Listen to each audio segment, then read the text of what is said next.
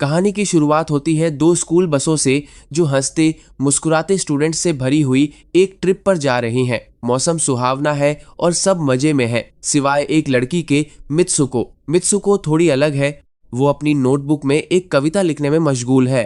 पास बैठी लड़कियां उसका मजाक उड़ाती हैं और छीना झपटी में उसका पेन नीचे गिर जाता है। मित्सुको उस पेन को उठाने के लिए नीचे झुकती है और बस वही एक पल, वही एक फैसला उसकी जिंदगी बदल देता है। अचानक एक खौफनाक और तेज हवा का झोंका किसी तलवार की धार की तरह दोनों बसों से टकराता है। अगले ही पल जो मंजर सामने आता है वो किसी दुःस्वप्न नाइटमेयर से कम नहीं था। वो इनविजिबल हवा इतनी ताकतवर थी कि उसने दोनों बसों को बीच से काट दिया और उनके साथ साथ उन बच्चों के शरीर भी दो टुकड़ों में कट गए। मित्सुको जब ऊपर उठती है तो वो देखती है कि बस की छत गायब है और उसके सारे दोस्त मौत की नींद सो चुके हैं। हर तरफ सिर्फ खून और बिखरे हुए शरीर हैं। मित्सुको डर से जम जाती है, लेकिन मौत अभी रुकी नहीं थी। एक और हवा का झोंका उसकी तरफ बढ़ता है। इस बार वो इसे महसूस करती है और फौरन नीचे झुककर अपनी जान बचा लेती है। वो पागलों की तरह सड़क पर भागती है जहां उसे एक और बस मिलती है, लेकिन वहां भी वही तबाही थी। घबराहट में वो दोस्ती निभाने की कोशिश करती है और कुछ लड़कियों को बचाने के लिए उन्हें जमीन पर घसीटती है,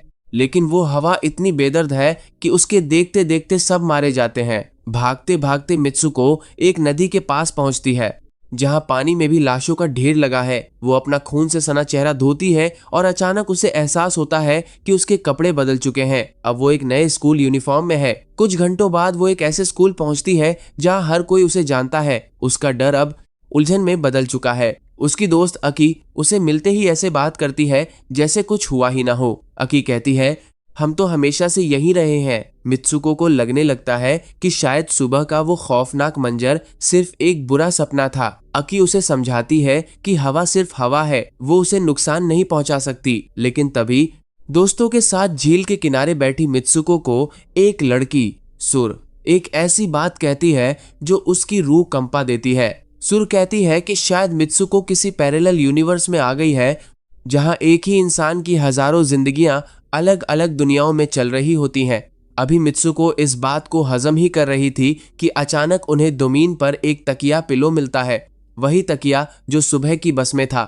मित्सुको और उसके नए दोस्त झील के किनारे थोड़ी देर के लिए सुकून महसूस करते हैं, लेकिन ये खामोशी किसी बड़े तूफान की निशानी थी। जैसे ही वो लोग स्कूल वापस लौटते हैं, क्लास शुरू होती है, लेकिन मित्सुको को हर चीज अजीब लग रही है। उसका डर सच साबित होता है जब उसकी टीचर अचानक एक मशीन गन निकालती है और बिना किसी वजह के पूरी क्लास पर गोलियां बरसाना शुरू कर देती है। एक पल में वहां चीख पुकार मच जाती है। मित्सुको की आंखों के सामने उसके वो नए दोस्त जिन्हें वो अभी जानने लगी थी बेरहमी से मारे जाते हैं। टीचर चिल्लाते हुए कहती है कि मित्सुको को अपनी लाइफ को सरियल बनाना होगा और उसे टूटने से बचना होगा। खून की नदियां बहती देख मित्सुको अपनी जान बचाने के लिए वहां से भागती है। उसे समझ नहीं आ रहा कि हर जगह मौत उसका पीछा क्यों कर रही है। भागते भागते वो स्कूल की बिल्डिंग से बाहर निकलने की कोशिश करती है जहां हर तरफ लाशों का ढेर लगा है। मित्सुको वहां से भी किसी तरह जान बचाकर एक सुनसान रास्ते पर निकल जाती है।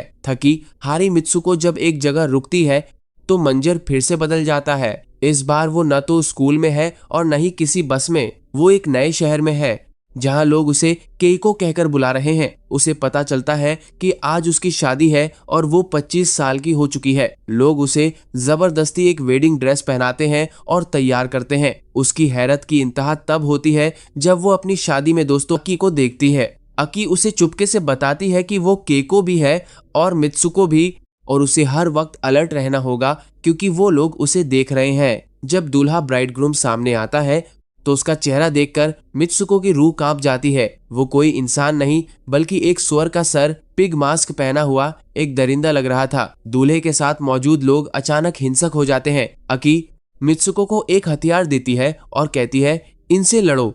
एक खूनी जंग शुरू हो जाती है जहां मित्सुको अपने ही वेडिंग वेन्यू पर मौत का नंगा नाच देखती है। अकी उसे वहां से भगा देती है और खुद उन दरिंदों से लड़ने रुक जाती है। मित्सुको एक बार फिर अकेली है, भागते हुए एक मैदान में पहुंचती है, लेकिन यहाँ भी उसकी पहचान बदल चुकी है। लोग अब उसे इज़ुमी कहकर पुकार रहे हैं। वो एक प्रोफेशनल रनर बन चुकी है जो एक मैराथन रेस के बीच में है। उसके दोस्तों का एक नया ग्रुप उसके साथ दौड़ रहा है, लेकिन इस बार उनका बर्ताव और भी अजीब है। उसके साथ दौड़ने वाली लड़कियां, जिन्हें वो पहले दुश्मन समझती थी, अब उसकी सबसे अच्छी दोस्त बनकर उसे हौसला दे रही हैं। लेकिन इस रेस में सुकून कहाँ।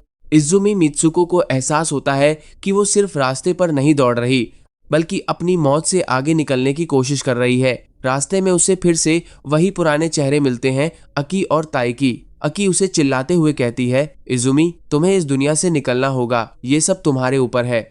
वो उसे हिदायत देती है कि वो रास्ता बदल दे और फेंस के ऊपर से कूदकर भागे, क्योंकि ये रेस कभी खत्म होने वाली नहीं थी। जैसे ही मित्सुको रास्ता बदलती है, माहौल एकदम से भयानक हो जाता है। उसके अपने ही साथी रनर अचानक उसके दुश्मन बन जाते हैं। वो उसे पकड़ने की कोशिश करते हैं और चिल्लाते हैं, तुम्हें मरना होगा, अगर तुम जिंदा रही तो हम सब मर जाएंगे।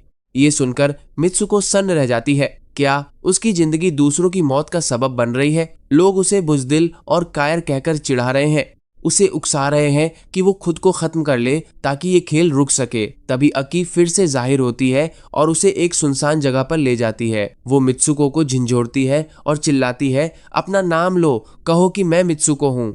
मित्सुको रोते हुए, टूटते हुए जोर से चिल्लाती है, मैं मित्सुको हूँ। अकी उसे एक ऐसी हकीकत बताती है जो किसी के भी होश उड़ा दे। वो कहती है कि ये पूरी दुनिया फिक्शनल है, यानी नकली है। किसी ने उन सबको एक गेम या सिमुलेशन में कैद कर रखा है, जहां उन्हें बार बार मारा जाता है सिर्फ एंटरटेनमेंट के लिए। अकी एक बड़ा बलिदान देने को तैयार है। वो मित्सुको से कहती है कि उसे बाहर निकलने का रास्ता बनाने के लिए अकी को ही नष्ट डिस्ट्रॉय करना होगा, उसके शरीर से केबल्स निकालने होंगे। मित्सुको बिलखती रहती है, लेकिन अकी उसे मजबूर करती है। जैसे ही मित्सुको वो केबल्स खींचती है, दुनिया का पर्दा फट जाता है और वो एक ऐसी जगह पहुंचती है जहां हकीकत उसके हर तसव्वुर से ज्यादा खौफनाक है। वो अब स्कूल या सड़क पर नहीं, बल्कि एक हाई टेक लेबोरेटरी जैसी जगह पर है। सिमुलेशन की दुनिया से बाहर निकलते ही मित्सुको खुद को एक सुनसान और बर्फीली जगह पर पाती है, जहां हकीकत उसकी सोच से भी ज्यादा कड़वी है। उसे एक बूढ़ा आदमी मिलता है,